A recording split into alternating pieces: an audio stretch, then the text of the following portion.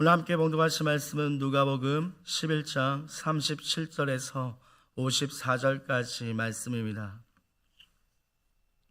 누가복음 11장 37절에서 54절까지 말씀입니다. 누가복음 11장 37절에서 54절까지 말씀입니다. 예수께서 말씀하실 때에 한 바리새인이 자기와 함께 점심 잡수시기를 청함으로 들어가 앉으셨더니 잡수시기 전에 손 씻지 아니하심을 그 바리새인이 보고 이상히 여기는지라. 주께서 이르시되 너희 바리새인은 지금 잔과 대접의 겉은 깨끗이 하나 너희 속에는 탐욕과 악독이 가득하도다. 어리석은 자들아, 겉을 만드시니가 속도 만들지 아니하셨느냐. 그러나 그 안에 있는 것으로 구제하라. 그리하면 모든 것이 너희에게 깨끗하리라. 화있을진저 너희 바리새인이여, 너희가 박하와 운양과 모든 채소의 11조는 들이되 공의와 하나님께 대한 사랑은 버리는도다. 그러나 이것도 행하고 저것도 버리지 말아야 할지니라. 화 있을진저 너희 바리새인이여, 너희가 회당의 높은 자리와 시장에서 문안받는 것을 기뻐하는도다. 화 있을진저 너희여, 너희는 평토와 당한 부덤 같아서 그 위를 밟는 사람이 알지 못하느니라. 한 율법 교사가 예수께 대답하여 이르되 선생님, 이렇게 말씀하시니 우리까지 모욕하심이니이다. 이르시되 화 있을진저 또 너희 율법 교사 여직이 자기 얼음짐을 자기에게 지우고 너희는 한 손가락도 이 짐에 대지 않는도다. 화 있을진저 너희는 선지자들의 무덤을 만드는도다. 그들을 죽이는 자도 너희 조상들이로다. 이와 같이 그들은 죽이고 너희는 무덤을 만드니 너희가 너희 조상의 행한 일에 증인이 되어 옳게 여기는도다. 그러므로 하나님의 지혜가 일렀으되 내가 선지자와 사도들을 그들에게 보내리니 그 중에서 더러는 죽이며 또 박해하리라 하였느니라. 창세이부터 흘린 모든 선지자의 피를 이 세대가 담당하되 곧 아벨의 피로부터 제단과 성전 사이에서 죽임을 당한 사갈의 피까지 하리라. 내가 너희에게 이르노니 과연 이 세대가 담당하리라. 화 있을진저 너희 율법 교사여, 너희가 지식의 열쇠를 가져가서 너희도 들어가지 않고 또 들어가고자 하는 자도 막았느니라 하시니라. 거기서 나오실 때에 서기관과 바리새인들이 거세게 달려들어 여러 가지 일을 따져 묻고 그 입에서 나오는 말을 첩잡고자 하여 노리고 있더라. 아멘. 함께 봉독하신 말씀으로 은혜를 나누고자 합니다. 오늘 본문은 예수님께서 바리새인과 율법 교사들의 이중적인 모습, 자신의 겉과 속의 모습이 다른 모습을 말씀하고 있습니다. 예수님은 그들의 단순히 율법이 잘못되었다라고 한 것이 아니라 그 안의 마음을 지키지 못하면서 겉모습만 지키려 노력하는 모습이 있었다라는 겁니다. 흔히 말씀을 들으면서 알고 실천하지 않는 삶, 자신은 지키지 못하는데 상대방은 지키라고 하는 율법 교사들의 그들의 모습 속에서 오늘 이 본문을 통해 우리가 알 수 있는 것이 무엇이냐? 하나님이 어떠한 분이신가 나타내고 계신가 우리는 점검하기를 원합니다. 첫 번째로 하나님은 우리의 마음을 보시는 하나님. 사람의 눈을 속일 수는 있을지라도 하나님의 눈은 속이지 못합니다. 우리 일구석일투족을 모든 것을 아시는 주님께서 우리의 생각과 모든 마음 끝까지 하나하나 모든 것을 다 알고 있습니다. 39절에 주께서 이르시되 너희 바리새인은 지금 잔과 대접의 겉은 깨끗이 하나 너희 속에는 탐욕과 악독이 가득하도다.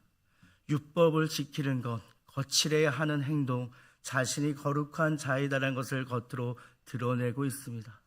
그들의 손모습은 어떻습니까? 마치 썩은 음식을 갖추고 안에 가둔 다음에 향수로 덮는 모습과 다를 바가 무엇이 있겠습니까? 하나님께서는 이들의 이 모습을 보면서 손 모습을, 마음속을 가다듬으라라고 말씀하고 있습니다. 바리새인들의 정결법에 의하면 음식과 관련된 정결 예식이 엄격하였습니다. 그래서 음식 먹기 전에는 손을 깨끗하게 씻어야 되는데 예수님의 손 씻는 모습을 보지 않고 비판하며 그것을 흠을 잡고 있었습니다.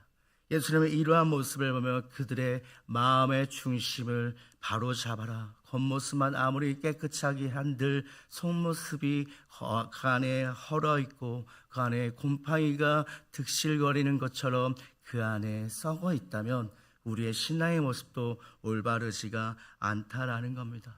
우리가 적용해야 할 것은 혹여나 외적인 모습 가운데 갖추고 있는 것들이 있습니까?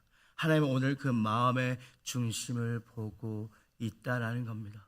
우리는 사람을 속일 수 있을지언정 하나님은 속일 수가 없다라는 것, 그만큼 얼마나 하나님 앞에 정직함으로 나아가고 있는가.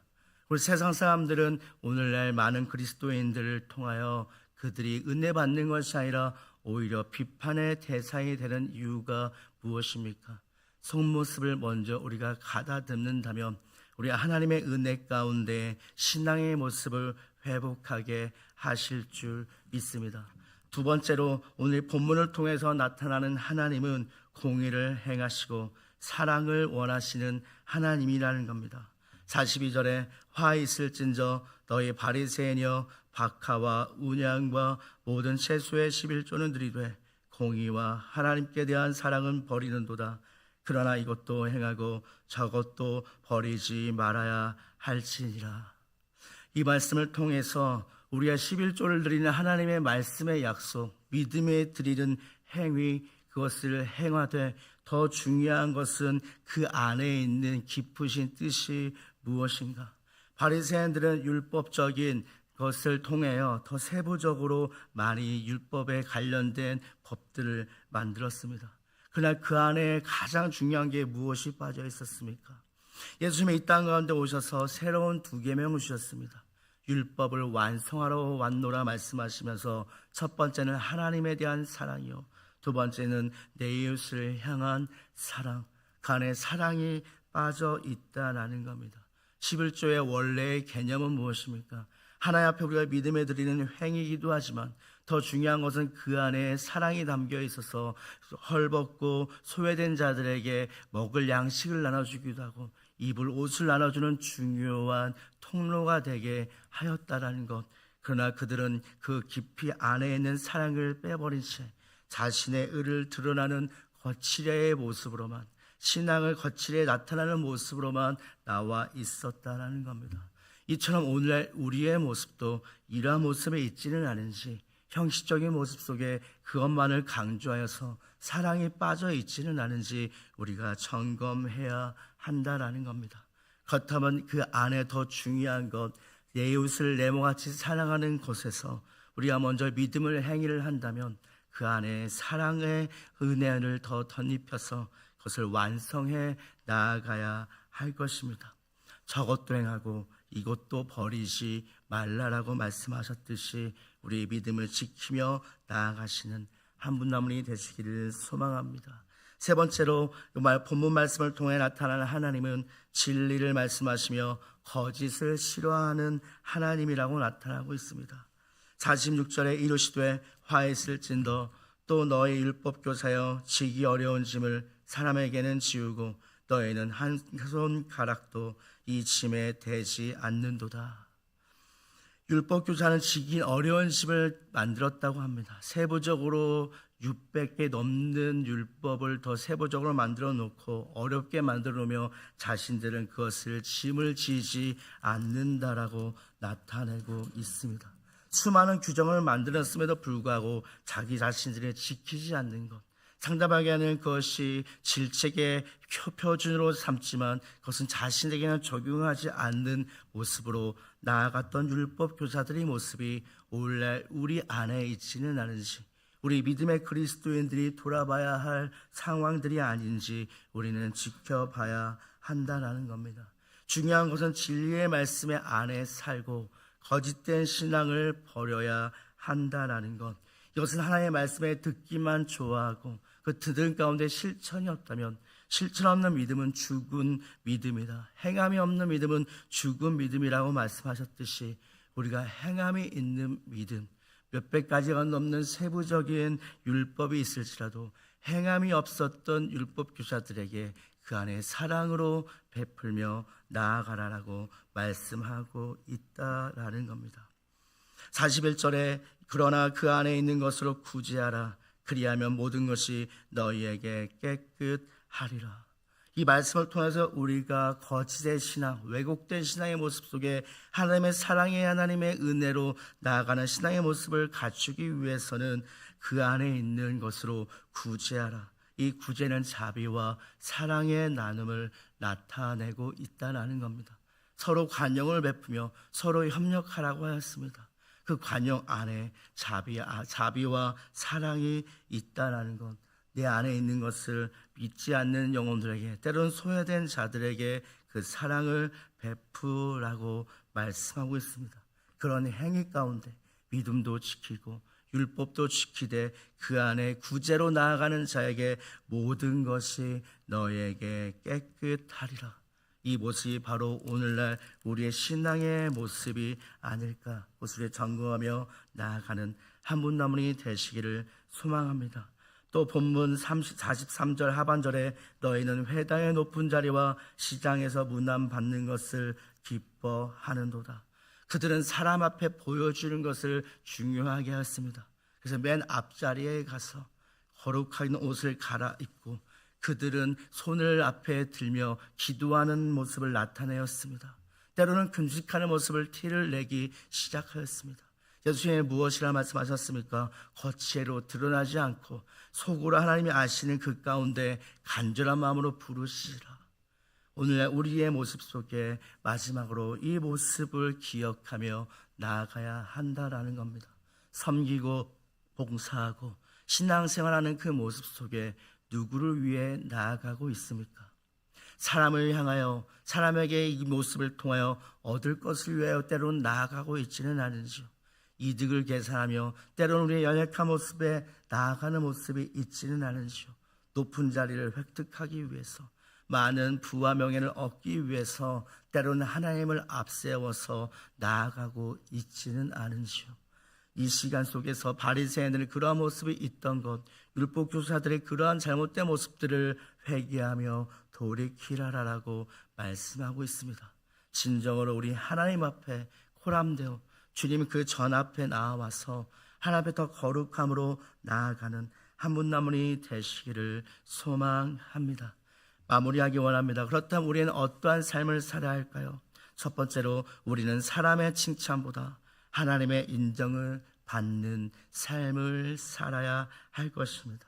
두 번째로 하나님은 우리의 겉모습보다 마음을 보시는 분이라고 하셨는데 오늘 하루의 거룩한 주일 예배 가운데 마음을 더 정결케 하고 마음에 한 번 더 집중하는 하나님과의 1:1 관계의 신앙의 예배드린 오늘 주일이 되는 모습이 오늘 하루의 주일이 되기를 소망합니다. 세 번째로 하나님은 공의와 사랑을 실천하시는 신앙을 원한다고 말씀하셨는데 오늘 하루 하나님의 그 사랑을 내 이웃에게 믿지 않는 자들에게 때론 복음을 전하며 사랑을 전하는 하루 되기를 소망합니다.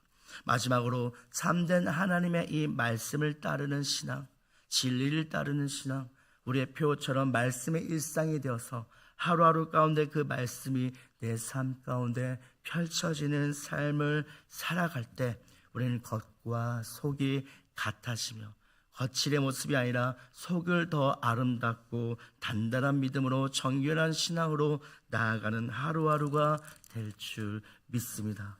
말씀을 맺기 원합니다. 오늘 이 본문 말씀을 통해서 우리가 돌이켜보아야 할 것, 오늘날 신앙의 모습으로서 갖춰야 할 것, 우리 오늘 이것을 통하여 오늘 실천하며 믿음을 더 바라보며 나아가는 하루 되기를 소망합니다.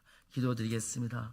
하나님 아버지 감사합니다. 오늘 이 본문 말씀을 통해서 우리 사람은 누구나 연약할 때 죄를 범하고 때로 넘어지는 모습 가운데 다루었습니다.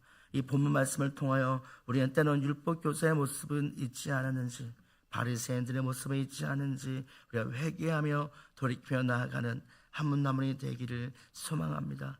늘 주의 앞에 사모하는 마음으로 이 새벽 전에 나오신 한 분 남은의 입술 가운데 찬양과 기도 가운데 주님께서 모든 것을 은혜를 가운데 덮여주시고 그리고 하나님의 모든 기도 부르짖는 제목마다 응답하여 주실 믿사옵고 이 모든 간구 우리 구주 예수님의 이름으로 기도드립니다. 아멘.